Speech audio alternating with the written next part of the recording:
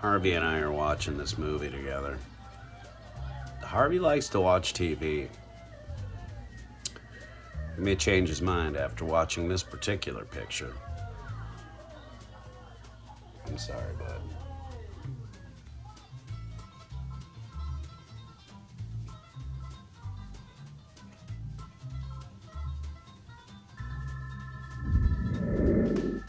Hey everybody, how you doing? Welcome back to Monkey Shine Lab, such as it always is. Today, what I've got for you is something of an age-restricted situation. So, if you are under the age of 18, you shouldn't be watching this film review, and shame on you. Shame on your parents. Or whoever's in charge of you. Anyway, fair warning. What I'm going to be talking about here is a piece of film. It is a piece of fiction. It's not real. Okay? So, everything that I say about it is subject to fictionality as well. Okay? The views of the movie are not the views which I myself or any of my family here, an extended family of networks, maintain as true, okay? So, remember, what you're seeing here is about somebody's piece of work. It's not my piece of work, so if you don't like it, don't talk to me about it. But I'm here to talk to you about it. So, again, it's time for imagination land, everybody. So all the big people got to leave the room. No. But seriously, this film deals with some mature subject matters. It deals with things that not everybody is tuned for. And that's why we call them What is Wrong with You film reviews. Okay? And again, these are all films that you can find easily enough. If you do a search for them, you can usually find them for streaming. Some of them have been ones that I've gotten from other people's personal film files and stuff like that, but they are all widely available. And the only thing that you're going to see up here in terms of the film is stuff that is widely and easily available on Google, okay? So I'm not going to give away any spoilers about the film, nothing that unless I really have to tell you about it in order to discuss this piece of celluloid introspection. This is, if you're not familiar with a director whose name is Herschel Gordon Lewis, you can look it up and you can see much better documentaries and stuff like that about Herschel and his work done by other YouTubers. So I'm not going to waste a bunch of time on that, but I am going to tell you that he's known as the grandfather of gore in American exploitation and horror films, science fiction. He was always known to really push the envelope. And this film I'm going to talk about today, 2000 Maniacs, is absolutely no different, okay? It is filmed in glorious, gory blood color, as some of the posters and such have stated, and they don't hold back. They don't hold back. Essentially, what this deals with is a little town in what you assume to be southern Georgia. It's actually northern Florida. This film was filmed in Florida over about 2.5 weeks or so in, I want to say it was 1964. The film, in the banners and everything, like they drive down the street of the town and it says 1965. The film was made in 1964. And it concerns a town of Civil War ghosts, people who were done in by the Yankees from the North, and or just victims of the war, the Civil War. And so there's some real banjo picking, absolute stereotypical Southerners. This movie and ones like it sort of kicked off a movie subgenre called Hicksploitation. And the copy of this movie that I got on DVD so that I could talk about it, watch it a few times and then talk about it, it's got another one of Herschel's films on it called Moonlight Mountain or something like that, Moonshine Mountain. I haven't watched that one yet, but I will. It's basically playing up on the uneducated Southerner in the United States. And there's a lot of Confederate flag waving and all of this other stuff. And apparently this whole town that lived where they chose to film this movie came out to be extras in the film. And it's kind of entertaining to see some of the older members of the town showing up to be extras and seeing some of these, bloody things go on. And they kind of look really, really out of place, and they look at each other very uncomfortably. And some of the actors' over-the-top performances are sort of suspect to them too. And that's because, these are severely amplified stereotypes, okay? And the interesting thing about this horror film to me is that it was made in an extremely turbulent time in this country in terms of civil rights legislation. In 1963, Johnson signed I believe it was the no discrimination from voting.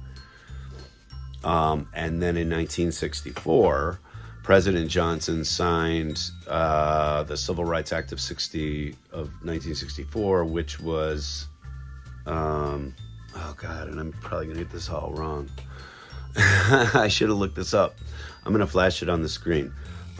But basically, you have these two pieces of legislation being passed through Congress at a time when it was not entirely welcome by a lot of the folks in the deeper South. And so when I look at this film being made and I consider the time period that it's happening in, it's almost dystopian, the amount of flag waving and stars and bars stuff when taken into context in today's America, okay, and today's world in general. Even the General Lee, which was a hot rod that everybody loved, has sort of fallen from favor in this country, rightly so. Anyone who confuses the Confederate flag for anything but a representation of people who wanted to secede from the Union over slavery, anybody who doesn't see that needs to maybe sit through a couple of history courses, because that's the truth. So I don't want to stir anybody up, okay? But that's why I found this movie to be so interesting, and I saw it as a kid on a bad VHS in somebody's basement, I'm sure, when their parents were being less than responsible, letting us watch this thing.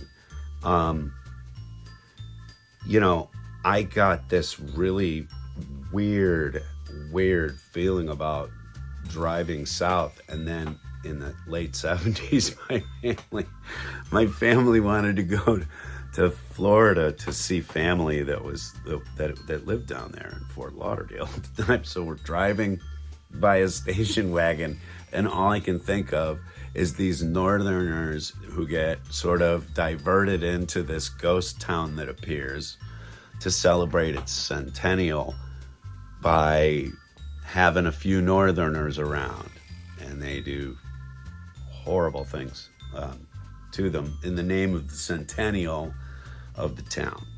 Okay, it's sort of it's a sacrificial thing that they got to get done, otherwise the forces will banish them forever, and they won't be able to celebrate their next centennial. There's some fantastic banter between two of the main hayseeds towards the end of the film, where they're discussing the next centennial after 100 years and what it might look like. It's kind of cool. This film also features 1960s, I guess it was probably 1963. It was either a Playmate of the Month or Playmate of the Year. Blonde woman, I forget her name. But the other thing that I see in this film, aside from the Confederate crap and the really just the shocking, over the top sort of, if you've ever seen like Shaw Brothers kung fu movies, when somebody gets their head cut off and like blood just goes gouting, like spraying, and then you're like, okay, that's enough, and it keeps going. It's that color, like that. Wow, we've got color film all of a sudden. Cool, let's use it. Kind of red. And it's overused. Blood everywhere. Gotta have it. But aside from the shocking nature of that, what really kind of unsettles me still watching this film is the little kids hanging a cat in the beginning of the film. You'll see it. They don't actually show it on camera. It's during the credits, but they're kind of setting you up for what kind of vicious stuff happens later on down the line. It's really kind of objectionable, which is why it's here on What's Wrong with You Reviews. Okay. Again, I don't condone these views, but I do see things of this nature as being swept up in the purge of the rest of the things which remind us of some of the darker times of our nation outright.